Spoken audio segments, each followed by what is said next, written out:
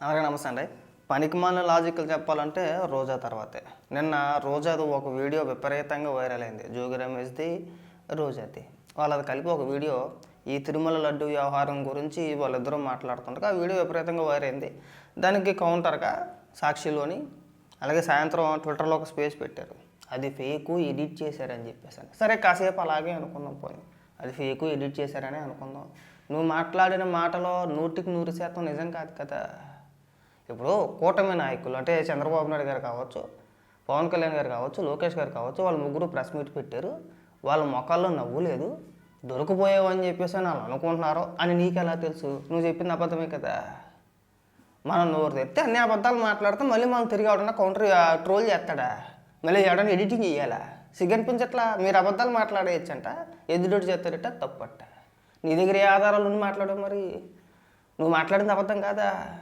సరే, ఆ విషయం పక్కన పెడితే సాయంత్రం అదే అంశానికి సంబంధించి ట్విట్టర్లో ఒక స్పేస్ పెట్టేశారు. స్పేస్ పెట్టేసి ఆ స్పేస్లో ఏమని మాట్లాడుతుంది, అసలు ఎవరు కంప్లైంట్ ఇచ్చారు, లడ్డూ కల్తీ జరిగిందని చెప్పేసి అని మీకు ఎవరు కంప్లైంట్ ఇచ్చారని చెప్పేసి అని మాట్లాడుతుంది. ఈ వీడియోలో చాలా స్పష్టంగా ఆధారాలతో సహా గతంలో మీరు అధికారంలో ఉన్నప్పుడు స్వామివారిని దర్శించుకొని వచ్చి ఆ తిరుమల లడ్డు ఆ ప్రసాదం తీసుకున్న భక్తులు ఎవరైతే ఉన్నారో వాళ్ళు ఆ ప్రసాదాన్ని తిన్న తర్వాత దాని క్వాలిటీ గురించి, అది ఎలా ఉంది, అది ఏ పరిస్థితిలో ఉందనేది ఆ ట్విట్టర్లోనే గతంలోని వైవి సుబ్బారెడ్డిని ట్యాగ్ చేస్తూ, జగన్మోహన్ రెడ్డిని ట్యాగ్ చేస్తూ కొన్ని కంప్లైంట్లు ఇచ్చారు. క్వాలిటీ బాగాలేదండి, నెయ్యి వాసన వస్తుంది, క్వాలిటీ పెంచండి. అందులో కొంతమంది వైసీపీ కార్యకర్తలు కూడా ఉన్నారు. చదివి వినిపిస్తా, నీట్గా స్క్రీన్ షాట్లు అన్నీ నీకు వివరంగా చూపిస్తారు. రోజా ఒకసారి చూసి తగలడు, ఒకసారి ఏమని మాట్లాడుతుందో వినిపిస్తావనండి. ఎవరు అసలు లడ్డూలో కల్తీ జరిగిందని ఎవరు చెప్పారు? భక్తులు చెప్పారా? టీటీడీలో ఉన్న వాళ్ళు చెప్పారా? ఎవరు చెప్పారు? ఎవరు కంప్లైంట్ చేశారు? ఎవరికి హెల్త్ బాగాలేక హాస్పిటల్లో ఉండి ఎవరి ప్రాణం మీదకి వచ్చింది? ఎవరైనా దాని మీద కేసు వేశారా? మరి ఎలా ఒక సీఎం గా ఉండి సొంత జిల్లాలో దేవుడి ప్రతిష్టను దిగజార్చే విధంగా ఈరోజు లడ్డూలో కల్తీ. నీకు ఇదిగో లక్ష్మీకృష్ణ అని చెప్పేసి అని ఆ ప్రొఫైల్ మొత్తం చెక్ చేశా. మెజారిటీ మీ కార్యకర్త, అంటే వైఎస్ఆర్సీపీ పార్టీకి, జగన్మోహన్ రెడ్డికి సానుభూతిపరుడు అనుకోపోయి వైవి సుబ్బారెడ్డి గారిని ఉద్దేశించి వేసిన ట్వీట్ మాట. Sir good morning, TTD laddu నాణ్యత ఇంకొంచెం పెంచగలరా అని. ఎందుకు అంటే లడ్డు 3వ రోజు పాడవుతుంది. ఎప్పుడు వేసాడు? 29 మార్చి 2023. అలాగే ఇంకొంతమంది నార్త్ వాళ్ళు, ఇగో హరికుమార్ ఎన్జీ అని చెప్పేసి అని అతను, నేను లడ్డూ కొన్నాను, అది లడ్డూ కాదు, లడ్డూ కొని బ్యాగులో పెట్టిన తర్వాత పౌడర్గా మారిపోయింది, అందులో ఎలాంటి క్వాలిటీ లేదు, ఎలాంటి నెయ్యి లేదని చెప్పేసి అని వాళ్ళు వేసిన ట్వీట్లు అన్నమాట. అలాగే వైవి సుబ్బారెడ్డి గారిని ఉద్దేశించి కూడా చాలా నీట్గా మెసేజ్లు రాసుకుంటూ వచ్చారు. సార్ అసలు మీరు క్వాలిటీ లేదు, నెయ్యి అసలు వాసనే రావట్లేదు, నేను కొని ఇంటికి వచ్చిన తర్వాత చూస్తే 2 రోజులకి లడ్డూలన్నీ పాడైపోయి దయనీయమైన పరిస్థితుల్లో ఉన్నాయి, లడ్డూలు కొంటే పౌడర్ అయింది, అది అసలు క్వాలిటీ లేదు, క్వాలిటీ పెంచండి అని చెప్పేసి అప్పుడు మీరు అధికారంలో ఉన్నప్పుడు కొంతమంది భక్తులు ఫిర్యాదు చేశారన్నమాట. ఇంకా కంగారు పడము, ఇంకా చాలా ఉంది. ఇగో నిన్నటి నుంచి ఒక వీడియో విపరీతంగా వైరల్ అవుతుంది. ఆ స్క్రీన్ షాట్లు ఏవైతే ఉన్నాయో ఆ స్క్రీన్ షాట్లు అన్నింటిని కూడా ఒక వీడియో కింద విపరీతంగా సోషల్ మీడియాలో వైరల్ అవుతుంది. ఒకసారి చదివి వినిపిస్తా చూడు. మీకు నీట్గా స్క్రీన్ షాట్లు ఒక్కొక్కటి చదివి వినిపిస్తా. మీరు ఎవరు చెప్పారు, భక్తులు చెప్పారా, ఎవరైనా హాస్పిటల్ పాలయ్యారా, ఇంకొకటి అయ్యారా అని చెప్పేసి అని మాట్లాడారు. మీరు కల్తీ జరిగిందో లేదో అనేది మీకు ఇక్కడ క్లియర్గా వివరించే ప్రయత్నం చేస్తా. ఇదిగో డేట్ ఇప్పుడు శ్రీనివాస్ రెడ్డి మార్చి 24, 2022 వేసిన ట్వీటు. ఈ నెలలో 2 సార్లు తిరుపతి వెళ్ళాను, అక్కడ ఏ మార్పు లేదు, ఇంకా ఫ్లైఓవర్ పనులు అలాగే ఉన్నాయి, తిరుపతి వెంకన్న లడ్డూలో నెయ్యి వాసనే లేదు, క్వాలిటీ అస్సలు లేదు, అన్నప్రసాదం బాగాలేదు, ఇంకేం చెప్పాలి అంటే చాలా ఉన్నాయని చెప్పేసి అని ఎవరో, ఆయన పేరు శ్రీనివాస్ రెడ్డి, మార్చి 24, 2022 వేసిన పోస్ట్ అది. మిమ్మల్ని ట్యాగ్ చేస్తూ, అప్పట్లో జగన్మోహన్ రెడ్డిని, వైవి సుబ్బారెడ్డిని ట్యాగ్ చేస్తూ, తిరుమల ప్రసాదంలో ఎలాంటి క్వాలిటీ లేదండి, నెయ్యి క్వాలిటీ అసలే లేదు, చాలా దారుణంగా ఉందని చెప్పేసి వేసిన ట్వీట్ మాట.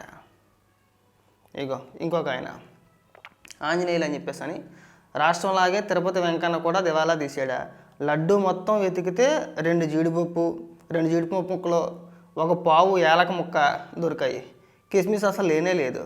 నెయ్యి వాసన, కర్పూరం సువాసన కోరుకోవడం కూడా అత్యాసనేమో. ఎప్పుడు 2022లో ఇంకా ఉందాగు, ఇంకా చాలా ఉన్నాయమ్మా. ఇగో ఆయన ఎవరో సత్యమేవ జయతే అని చెప్పేసి ఒక ట్వీట్ మాట. మీకు నమస్కారం, ఇప్పటికైనా ఏం జరుగుతుందో తెలుసుకునే ప్రయత్నం చేస్తున్నారు. నా వయసు 40 ఏళ్ళు. ఇప్పటి వరకు ఎన్నిసార్లు తిరుపతి లడ్డు ప్రసాదం తింటున్నానో. గత 6 నెలలుగా లడ్డూ ప్రసాదం కొద్దిగా రుచి చూసిన వాళ్ళంతా దద్దుర్లు వస్తున్నాయి. నెయ్యి ఫక్తు కల్తీ ఉంది. మహాప్రభు సరిచేయండి. ఎప్పుడు 2022లోనే ఎప్పుడైపోయిందా? అడిగావు కదా, భక్తులు కంప్లైంట్ ఇచ్చారా, ఇంకొకరు కంప్లైంట్ ఇచ్చారా అని. ఇదిగో ఆయన పేరేదో రవి అంట. సార్ తిరుపతి లడ్డూలో నెయ్యి తక్కువ అవుతుంది, కాస్త పెంచమని చెప్పండి. జూన్ 20, 2023. ఇంకా చాలా ఉన్నాయి. ఇగో లడ్డు గట్టిగా ఉంది, ఆయిల్ స్మెల్ వస్తుంది, పూర్ క్వాలిటీ. స్వీట్ షాప్లో స్వీట్ లాగా తిరుపతి లడ్డూని ఎక్కడ పడితే అక్కడ అమ్ముతున్నారు. తిరుపతి టెంపుల్ ప్రెస్టేజ్ మొత్తం దిగజారుస్తున్నారు 2021లో. ఇక ఇంకొకటి ఇలా చెప్పుకుంటా పోతే కొన్ని వందల ట్వీట్లు ఉన్నాయి. అన్నీ చదివినిపించలేంగా. ఒకటి కాదు రోజా, ఒకటి కాదు, 2 కాదు, కొన్ని వందలు ఉన్నాయి. పైగా ఇక్కడికి వచ్చి ఎవడికి చెప్తున్నారండి మీరు? చేసిన మహాపాపానికి పశ్చాత్తాపం పడకుండా, భక్తులకి ప్రజలకి క్షమాపణ చెప్పకుండా మీ అడ్డగోలు వాదన ఏంటండి? ఎవరు చెప్పారా? సిట్ ఏం చెప్పింది? మీకు క్లీన్ చిట్ ఇచ్చిందా? అంతకుముందు చంద్రబాబు నాయుడు గారు మాట్లాడినది కూడా ఎన్డీడీబీ రిపోర్ట్ ఆధారంగానే మాట్లాడారు. ఆయన ఎందుకు ఇచ్చారు ఈ ల్యాబ్ టెస్టులు చేయమని? ఈ భక్తుల ఫిర్యాదుల మేరకు ఈ సోషల్ మీడియాలో తిరుమల లడ్డూ గురించి, ప్రసాదం గురించి అనేక రకమైన వార్తలు వినబడతా ఉన్నాయి. కాబట్టి అప్పుడు అక్కడ ఉన్న నెయ్యి ఏదైతే ఉందో అది శాంపిల్స్ తీసుకొని టెస్ట్ చేయమని చెప్పి పంపించారు. ఆ టెస్టుల్లో క్లియర్గా వచ్చింది. అక్కడ వచ్చిందే చదివి వినిపించారు. ఇవాళ సిబిఐ కూడా తేల్చింది అదే. ఆ ఛార్జ్షీట్లో ఏముంది? 250 కోట్ల రూపాయలు తినేశారు మీరు. ఆ డబ్బంతా ఎవరికి వెళ్ళింది? ఎక్కడి నుంచి వచ్చింది? నేను నేషనల్ మీడియాలో అర్నబ్ గోస్వామి మిమ్మల్ని బండకేసి బాధేశాడు కదా. మీ అధికార ప్రతినిధి, మీ స్పోక్స్ పర్సన్ మాట్లాడగలిగాడా? అరే ఎవరికి చెప్తున్నారండి? ఏదో మీకేదో క్లీన్ చిట్ ఇచ్చేసినట్టు. అది ఎలాంటి కల్తీ జరగలేదని, మొత్తం శుద్ధమైన నెయ్యే వాడారని చెప్పేసి ఏమైనా సిబిఐ చెప్పిందా? లేదు, అసలు నెయ్యి వాడలేదని చెప్పారు వాళ్ళు. కల్తీ సంగతి పక్కన పెడితే అసలు నెయ్యే కాదు అది. అనేక రకమైన రసాయనాలతో కలిపిన ఒక మిశ్రమం నెయ్యి లాంటిది. నెయ్యి కానీ నెయ్యి వాడలేదు మహాప్రభు అని చెప్పేసి 36 మందిని ఆ ఛార్జ్షీట్లో చేర్చి ఇంత తతంగా నడుస్తూ ఉంటే 250 కోట్ల రూపాయలు తినేశారని చెప్పేసి నేషనల్ మీడియా మొత్తం మీ మగాన్ని తుప్పుకుని ఉమ్మేస్తుంటే, అరే వచ్చి అడ్డగోలుగా ఏం వాదిస్తారని మీరు? అదే స్పేషల్ పెట్టి నా మీద అన్యాయంగా ట్రోల్ చేస్తున్నారు. వీడియోని కట్ చేశారు. నువ్వు మాట్లాడిందే పచ్చి అబద్ధం, మళ్ళీ దాన్ని కట్ చేసేది ఉంది. ఇంకా అంటే మా మనసులో ఏమనుకుంటున్నామో, మేమేమనుకుంటున్నామో, మా మనోభావాలు ఏంటి, మా ఫీలింగ్ ఏంటి అనేది నువ్వు చెప్పేస్తావా? పైగా దాన్ని సమర్థించుకుంటారా? దాన్ని కౌంటర్ చేస్తే మళ్ళీ మా దాంట్లోనే కూడా కొంతమంది కుహానా మేధావులు ఉంటారు. పైగా జర్నలిస్టులు, సోషల్ మీడియా యాక్టివిస్టులు ఉంటారు. వీళ్ళ ఉపన్యాసం మీకు చేత కాకపోతే మూసుకొని ఉండండి. అంటే రోజా మాట్లాడింది 100% నిజమా? రోజా మాట్లాడిందే పచ్చి అబద్ధం. పైగా అక్కడ అడవులు వాదనలు మళ్ళీని.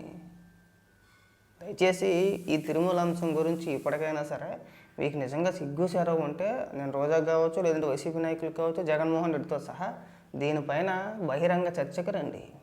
రేపు 11వ తారీఖు నుంచి అసెంబ్లీ సమావేశాలు జరుగుతాయి. అసెంబ్లీ సమావేశాలకి వెళ్ళి ఒకవేళ మీరు ఎలాంటి తప్పు చేయకపోతే అసెంబ్లీలో చర్చించండి దీని గురించి.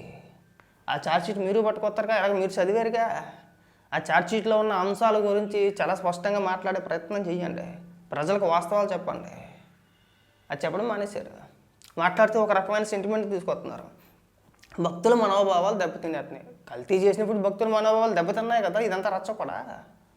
అయినా ఇవన్నీ కాదు కండి. నేను నిన్న నాగబాబు గారు ఒక వీడియో చూశాను. అందులో ఆయన ఒక మంచి పాయింట్ చెప్పుకొచ్చారు. అసలు వైఎస్ కుటుంబం అధికారంలో ఉన్నప్పుడే తిరుమలలో ఏదో ఒక ఇష్యూ వస్తూ ఉంటుందండి. టీటీడీ గురించి కానీ, తిరుపతి వెంకన్న గురించి కానీ, వెంకటేశ్వర స్వామి ఆలయం గురించి కావచ్చు, కొండల గురించి కావచ్చు, ఇంకో రకంగా కావచ్చు. వీళ్ళ అధికారంలో ఉన్నప్పుడు ఎందుకు వస్తుందండి? గతంలో ఎప్పుడూ లేదే. గతంలో ఎప్పుడు లేనిది కేవలం వైఎస్ కుటుంబం మాత్రమే అధికారంలో ఉన్నప్పుడు ఇలాంటి ఇష్యూలన్నీ ఎందుకు వస్తాయండి? ఆ రెండు కొండల అంశంతో సహా చాలామంది పెద్ద పెద్ద మాటలు మాట్లాడుతున్నారు రెండు కొండల అంశం గురించి. అసలు జిఓఎంఎస్ నెంబర్ 338 మార్చి 24, 2006 జీవో నెంబర్ 338ని తీసుకొచ్చి తిరుమల కేవలం 25.5 చదరపు కిలోమీటర్లే, అంటే ఆ పరిధిలోకి 2 కొండలు మాత్రమే వస్తాయి, మిగిలిన 5 కొండలు తిరుమల పరిధిలోకి రాదు అని చెప్పేసి జీవో తీసుకొచ్చింది రాజశేఖర రెడ్డి. ఆ జీవోకి సడలింపులే జీవో నెంబర్ 746, 747. ఎవడైనా ఓపెన్ డిబేట్ చేయగలుగుతాడు దీని మీద? ఎలా ప్రతి అప్పాబాయ గడును మీడియాలో కూర్చొని జీవో నెంబర్ 746 తీసుకొచ్చేసాడండి, 747 తీసుకొచ్చేసాడండి. అసలు తిరుపతి 7 కొండలు చేసిందే రాజశేఖర రెడ్డి అండి. 7 కొండలు చేసింది రాజశేఖర రెడ్డి ఎందుకు అవుతాడు? కొన్ని వందల ఏళ్ల నాటి చరిత్ర ఉంది, మళ్ళీ సపరేట్గా చేయాల్సిన పరిస్థితి ఎందుకు వచ్చింది? ఆ పరిస్థితి ఎందుకు వచ్చింది? అసలు కొండల వివాదం తీసుకొచ్చింది ఎవడో? అంత ఉద్యమాలు ఎందుకు జరిగినాయి ఆ రోజుల్లో? జీవో నెంబర్ 338 తీసుకొచ్చాడు కనుక. అవి అంతకుముందు లేదే.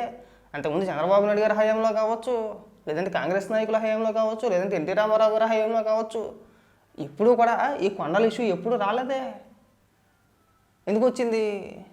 అక్కడ మనం మత ప్రచారం చేద్దామని చెప్పేసి ప్రణాళిక ఒకటి సిద్ధం చేసుకున్నారు.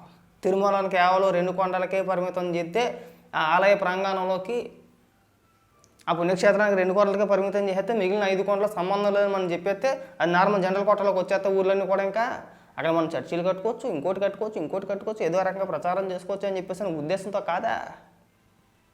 అంటే మీ ఒక్కరికే బుర్ర ఉంది, మీ ఒక్కరికే తెలివి ఉంది, ఆలోచించే శక్తి ఆ దేవుడు మీ ఒక్కరికే ప్రసాదించడం ఇంకెవడికి లేదా? మీరు వచ్చి చెప్తా ఉంటే మేము చూసి నవ్వుకోవాలా లేదంటే ఏడవాలో మాకు అర్థం కావట్లే. కాబట్టి రోజా ఈ తిరుమల అంశం గురించి జగన్మోహన్ రెడ్డిని మీకు అంత నమ్మకం ఉంటే అసెంబ్లీకి వెళ్ళి చర్చించమనండి. ఒకవేళ అసెంబ్లీకి వెళ్ళలేదు అనుకోండి, భయపడి వెళ్ళలేదని చెప్పేసి అనుకుంటాం. ఒకవేళ మీరు నిజంగా ఏ తప్పు చేయకపోతే ఇప్పుడు రేపు జరిగే అసెంబ్లీ సమావేశాలకు జగన్మోహన్ రెడ్డితో పాటు మిగిలిన 10 మంది సభ్యులు కూడా వెళ్ళి ఆ చర్చలో పాల్గొని అక్కడ మాట్లాడితే బాగుంటుంది. లేదు అంటే మేము ఎలాగే మాట్లాడతామంటే అడగోలుగా మాట్లాడేస్తామంటే మీరు తప్పు చేసినట్లు లెక్క.